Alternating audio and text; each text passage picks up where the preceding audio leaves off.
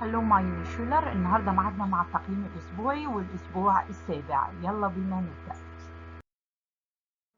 السؤال الاول جراماتيك فيلا اوس، اختار الاجابه.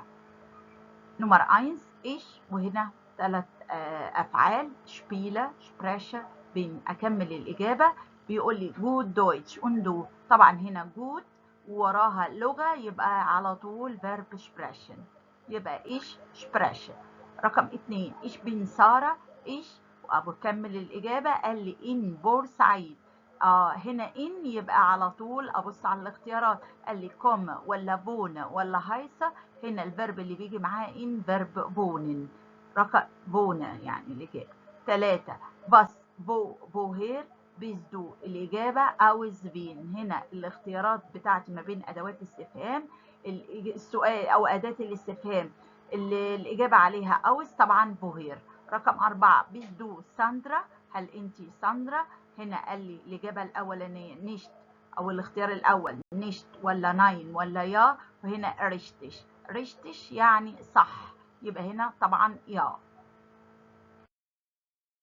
السؤال الثاني Alltag Situationen مواقف wähle die richtige Antwort aus، اختار الإجابة الصحيحة. السؤال الأول بيقول لي دو فراجست، أنت بتسأل nach dem Namen، بتسأل حد على اسمه.